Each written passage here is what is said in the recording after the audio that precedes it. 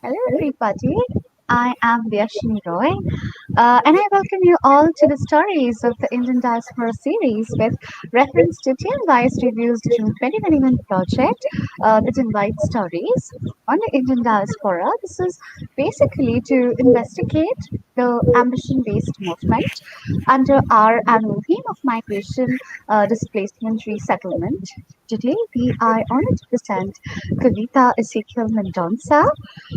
She was born in Bombay to Professor Nissim Ezekiel and Daisy Ezekiel. She was raised in a Bani Israel Jewish family in Bombay, India. She attended Queen Mary School, St. Xavier's College, Bombay University, and Oxford Brookes University, UK.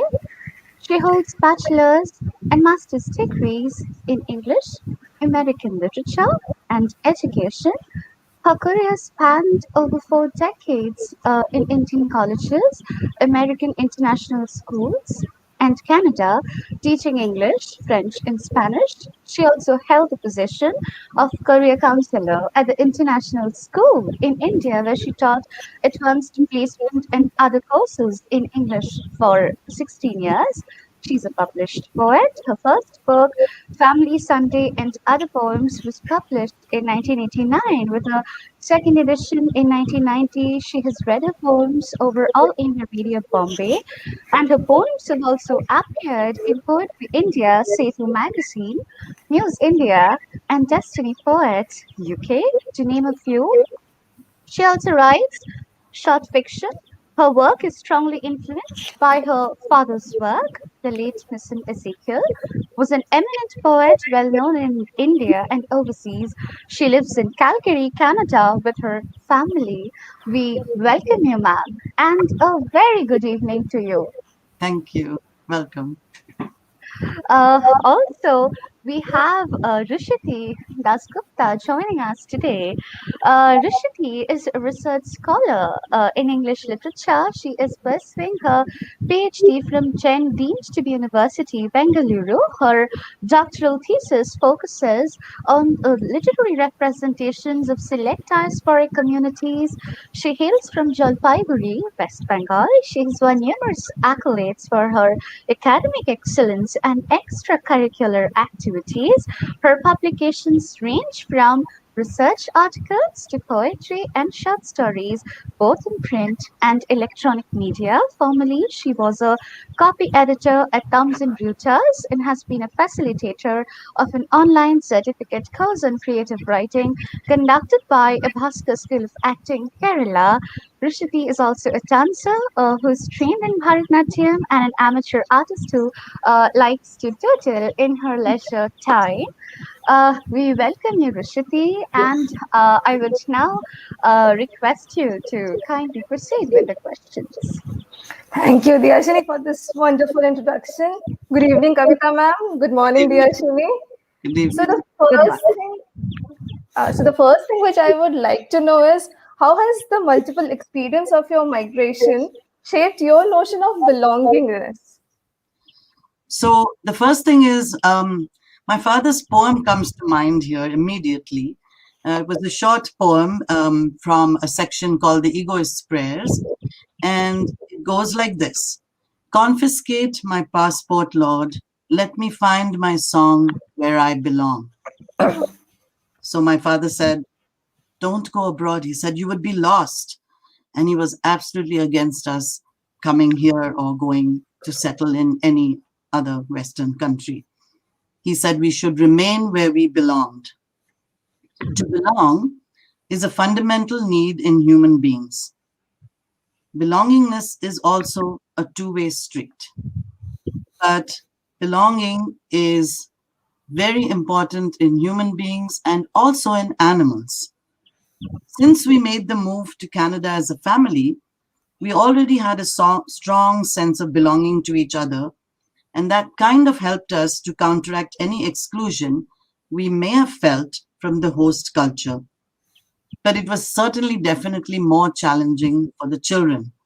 By the time they had arrived, I think everybody in their class already knew each other, and so it was very difficult for them to become part of the group. Belonging means that you become part of a group. You gain acceptance, and people make you feel at home. And we're going to be talking about home later.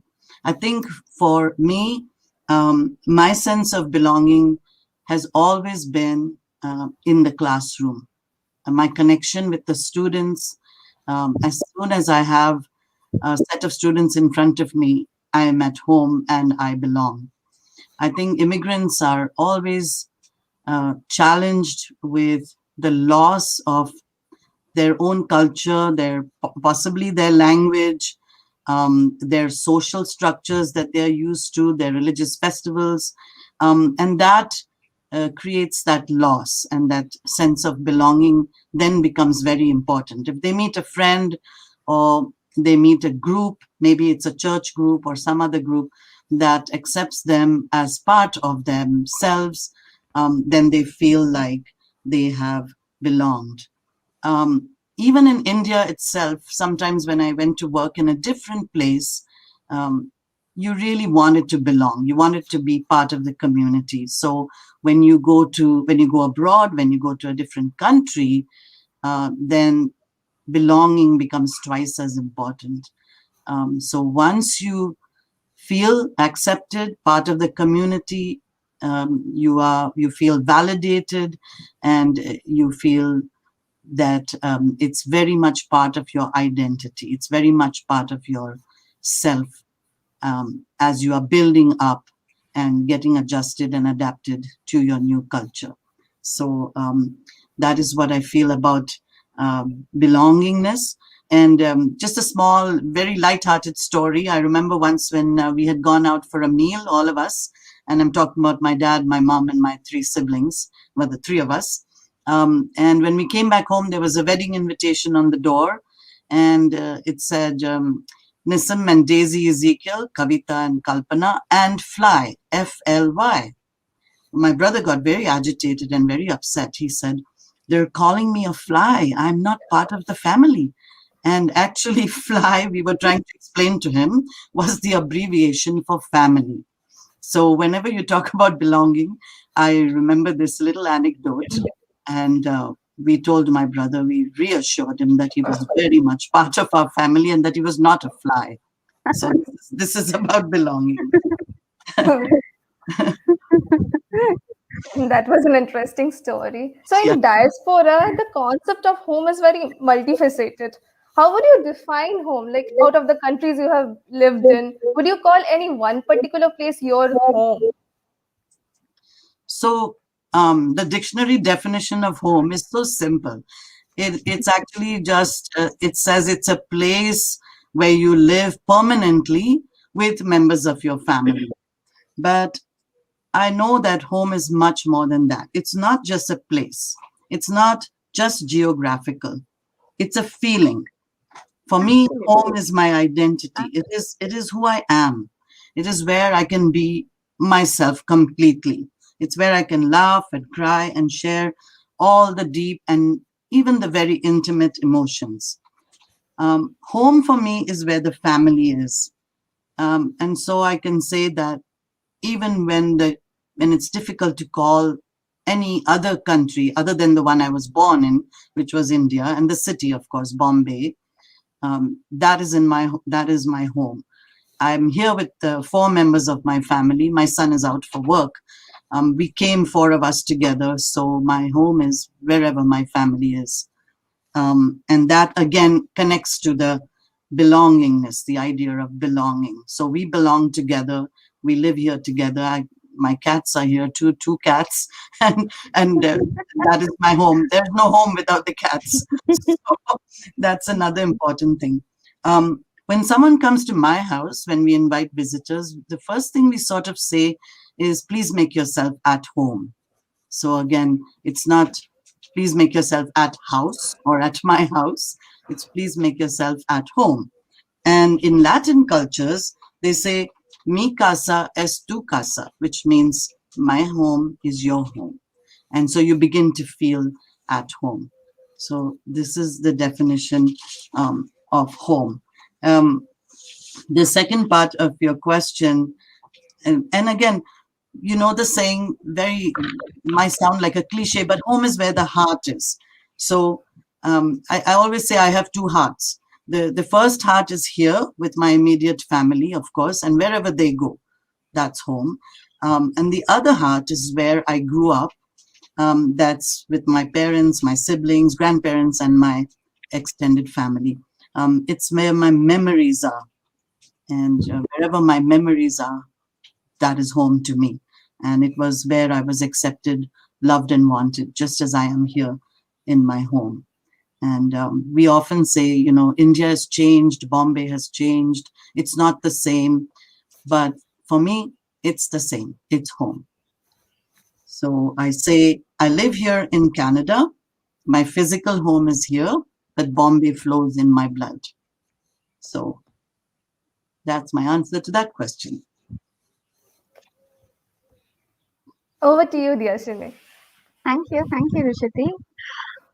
So, ma'am, in one of your interviews published in the Bombay Review on Walt Whitman and the professor, you mentioned about, I quote, unlocking the secrets to Whitman, unquote, by referring to your father who accompanied you in the cab on the day of your final exam. And that his hand made those familiar poetic gestures, and his eyes twinkled, and he was forgetful that you were in the cab with him. So these are rare instances of epiphanies that we do not encounter every day. If you could tell us how uh, that encounter with Whitman and Professor inside the cab and your fondness for kaleidoscopes as a child change your perception of the world outside and of life. So that was a very interesting situation, and thank goodness it happened because, as I said in my little non-fiction piece, that I had studied my English literature very well for the exam, but not the American literature. So I said to my father in the cab, you know, I'm feeling really stressed. I don't know anything about Walt Whitman.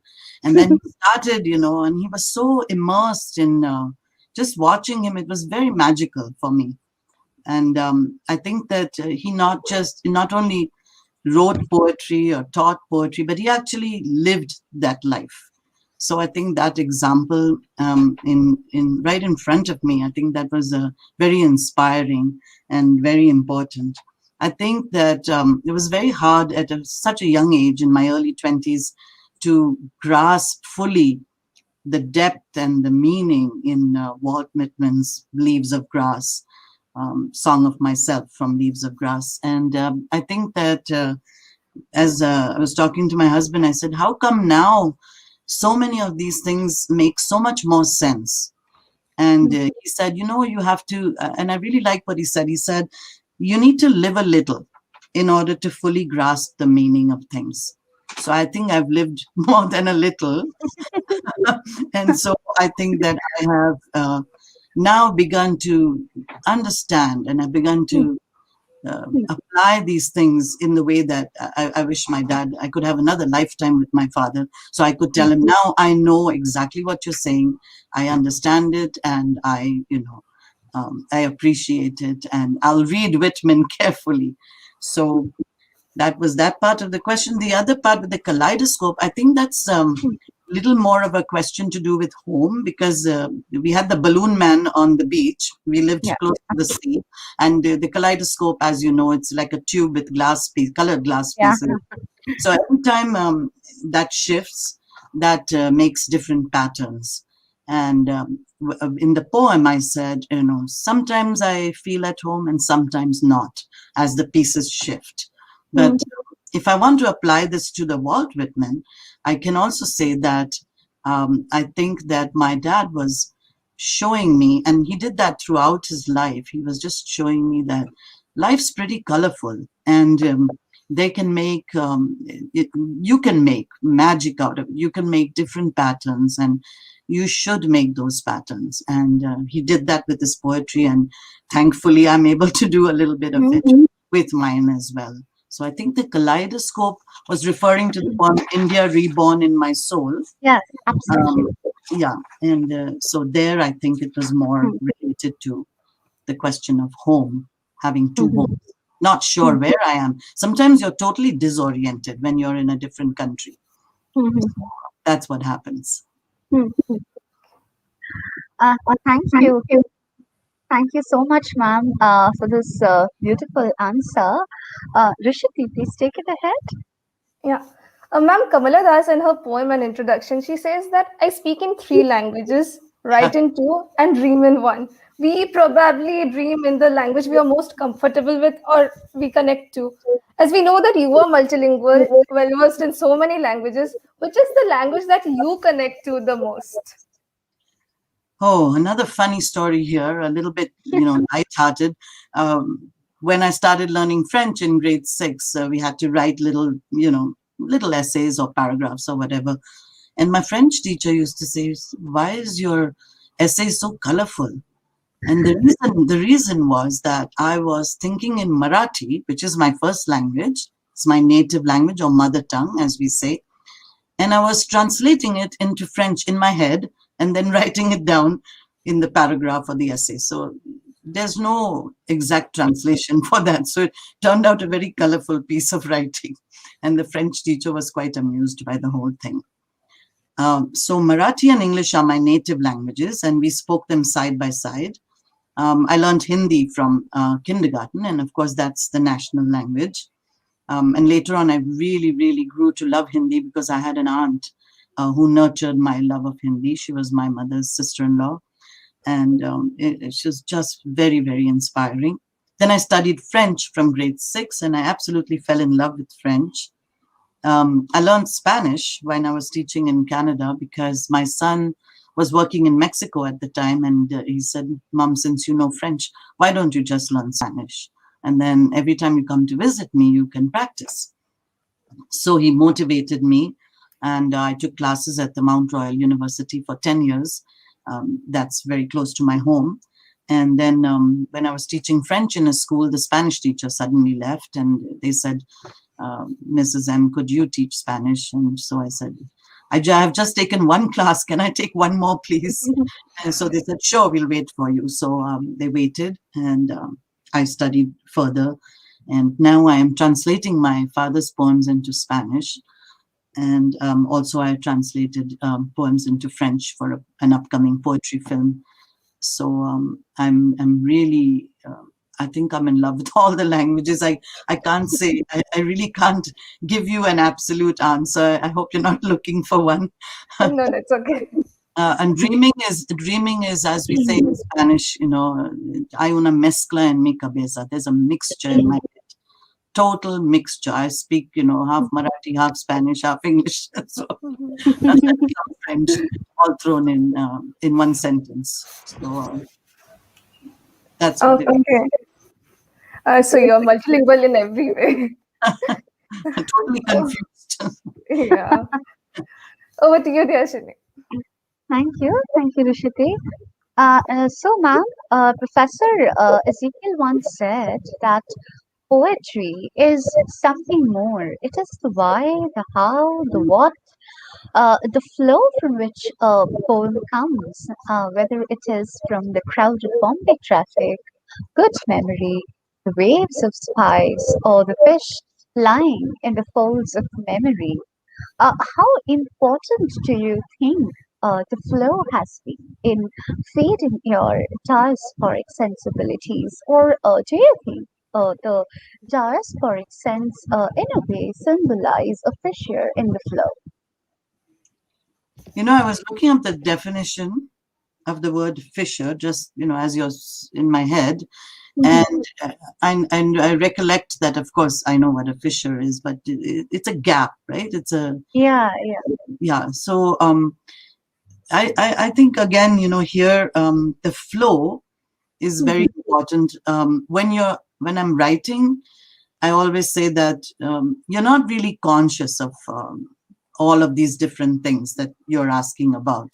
The flow is just from your experience. Like I say, whatever shapes my life shapes my poetry. So if I'm inspired by something, if suddenly there is a memory flash, actually I have to keep notebooks in all areas of my house because I get these, I think all poets do that. And Yeah.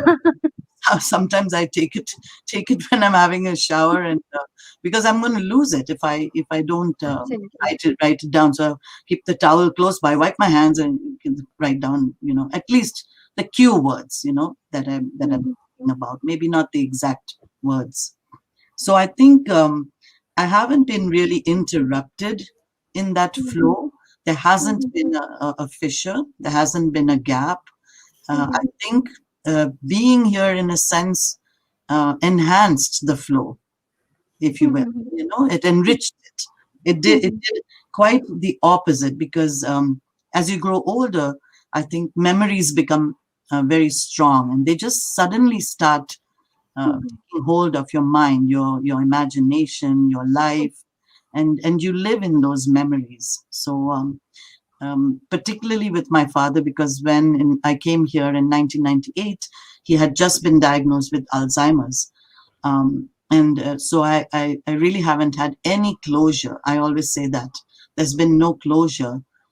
So every time there's something, a trigger, it's always something to do with him, and my mother, of course, and where I lived and that kind of thing. So I think the um, immigrants, we carry many, many homes within us. We carry many memories within us, and our literature. All immigrants, anybody who's with the Indian diaspora, their literature is rich, and because they have lived in diverse cultures, so it's enhanced by their experiences. And the older you get, the more you live in your memories, I think. Thank you. Thank you so much, ma'am, for that beautiful answer. Uh, Over to you, Rushati. Yeah, so ma'am, how do you think your Jewish roots have impacted your literary aesthetics? Oh, okay. Uh, Now, the fact is, one is born in a certain culture or religion. And again, here when I was growing up, I belonged to the Ben Israelite Jewish community, but I went to a Christian school, and went to a Protestant Christian school and studied there. We studied the Bible every day in school, in the assembly. The principal chose a passage, and she read it, and then she explained it. And so I knew my Bible really well, and the Christian traditions. I taught in a Christian school. So I was very much influenced by the Christian religion and their practices, etc. But in Bombay, I grew up in Bombay as one world. I always say that we grew up in the Bombay of one world, and we lived beside Muslims, Christians, Jews, all kinds of people. I had friends from every for example, I had a lot of Hindu friends, Parsi friends, and so at home we were not Orthodox Jewish. And coming here one day, all of a sudden, I remembered the first poem I wrote was called Alibag, and Alibag is a small coastal town where my uncle used to own a grain mill, and I used to go there by the little boat with my cousins when I was very young. So, and then all of a sudden, after writing Alibag, I think I started remembering all the different aunts. One of my aunts who went to Israel, another aunt who lived with us who also made the Aliyah, which is the move to Israel. And so I became interested in exploring my roots, but more not religiously, but living in the memory of those things. For example, I have a poem called Light of the Sabbath, where I remembered how we lit the Sabbath lamps. So being I think I'm in the Judeo-Christian traditions. It's very enriching. I'm blessed to be born in that family, and then yet the India that we lived in, the Bombay that we lived in, celebrated all kinds of festivals. My neighbors celebrated Eid, my Parsis celebrated Navroz, and I mean, it was just amazing. And I still think that I'm very, very blessed to have grown up like that. Thank you, ma'am, for that beautiful insight. Over to you, Deyasini. Thank you, Rushati. Ma'am, in your poem, just the one you were talking about now, India Reborn in My Soul, uh, which you wrote, which country is mine? I am the divided mind, running not from war of violence, only from myself, and the endless soul searching common to the human condition, to those who think deeply. The quiet here is very different. Uh, ma'am, do you think that kind of a deafening quiet uh, overpowers the taste, the smells, the sounds, the colors of the India alive in your soul? It's very quiet here, of course, as you know, and it was very quiet in Missouri, where I taught in the school, nestled in the foothills of the Himalaya mountains. That kind of quiet was different in Missouri. It was the quiet of the mountains, and the quiet was broken up by the sounds of the bazaar, the market. And I was still in India. But here I am, where if I don't talk to somebody, well, nobody will talk to me, I guess. It's a culture which is very, and I understand, because in the beginning we would say, well, what's wrong with them? They're not. I'm very gregarious. I'm very outgoing. I'm very talkative. I want someone to talk to me all the time. And I like noise, and I like and that's the thing about India. When I was watching the movie, The Best Exotic Marigold Hotel, I hope you've seen that movie. It's a wonderful, wonderful movie, and so one of the characters says, can there be anywhere in the world that is such an assault on the senses? Those who know the country of old just go about their business, but nothing can prepare the uninitiated for this riot of noise and color, for the heat, the motion, and the teeming crowds. So I think the quiet doesn't overpower anything, my experience or my poetry. In fact, the contrast between the quiet and the vibrancy of India, Bombay, the noise, the color, the early morning, the birds, the pav bhaji that, goes tap, tap, tap, the guy. Outside my grandmother's house, we could never sleep at night. We say it's a city that never sleeps. So I think that India is always alive in my soul. And we make Indian food, we can't do without it. And we love it. And everybody comes to my home wants to know the menu beforehand. So that enriches the poetry. I think the quiet is welcome to some people. They like their space. They want their space. They want their quiet. But I'm not like that. So I think personality-wise, whatever you are like, you put into your poetry, right? Personality of the poem. So yeah, that's does that sound good? Thank you. Thank you so much, ma'am. Rushati, Yeah, take it ahead. thank you, Deyasini.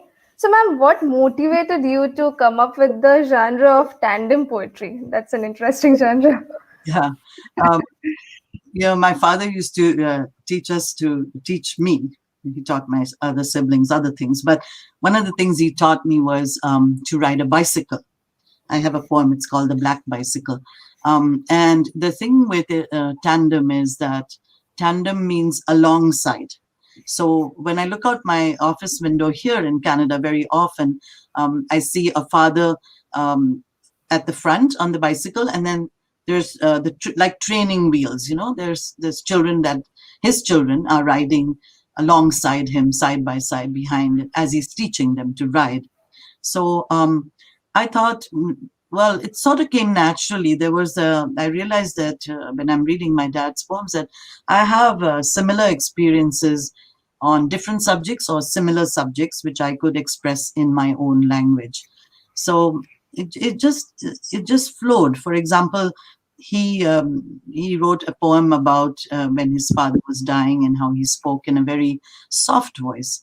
And I wrote a poem called Loss, which is a tandem poem in which I talk about the loss of my father. Very different, and it's nothing to do with his voice, but it's still on the subject of loss. I think I would define a tandem poem as a companion poem. So it goes side by side. It's like having a friend, side by side. And for example, another example, my father has a poem called After Rain. And I was reading it, and all of a sudden, and I have my notebook here and my pen, I wrote a poem called Before Rain. So I call that tandem poems. Thank you, ma'am. Over to you, Deyasini. Thank you. Thank you, Rushati. So, ma'am, this will be my last question. There you go. Uh, yeah. If you were to find a better home, where would you find it? In the physical solidity of temporary roots, or in the hybridity of poetry with its textures of contradiction, ambivalence, a singularity at once assuming and harmonizing multitudes, untouched, untethered, unbound. Where would you find it? Ah, very challenging. This is a really challenging question. On my refrigerator, there is a little magnet. You know how we love putting magnets up on the refrigerator. And it says, bloom where you are planted. And this is always a lesson to me. And the well-known saying, the grass is always greener on the other side. Mhm. So we dream of, well, there must be somewhere better to live. Because in Calgary, we have 6 months of winter. And the sidewalks are icy. Sometimes I can't even go out of the house because the front patio is covered in ice. The backyard is covered in ice, and you get a feeling of being trapped. So we always say there must be a better place to live, and we've been here 22 years and we still say that. But going back to the magnet on the fridge, it says bloom where you are planted. So I don't really know whether I could find a better place to live, or where would I live? Well, one of the things we dream about is I have a little granddaughter in Colombia, in South America, and she's 15 months old now, or 16 months. And we were supposed to go in August to see her for her first birthday, and we couldn't go because of the pandemic. And it's my son's dream that we would, pack everything up here and go live in Colombia. So if there is a better place, it is Colombia. And my husband has been there when the baby was born, and he just absolutely loved it. And I'm terrified that he might just leave all of us here and just walk off. And now we just have to look on the video chats and listen to her and talk to her, and she's just wonderful. So we are missing a lot of her growing up, but I don't know. It's a long life. It's a short life. I don't know whether we'll keep living here or move to Colombia. But he said, I'm not coming here for 6 months of winter. No, thank you. So that's my answer to that question. Okay, okay. Thank you. Thank you so much, ma'am, uh, You're for welcome. your time, and for sharing with us your wonderful insights. And with this, we end the conversation. Thank you so much. Thank you. So- Thank you. That was great. Enjoy. Thank you, Thank, ma'am. thank you Thank so you, much. Deyasini, and thank you, TMYS, for giving me this opportunity.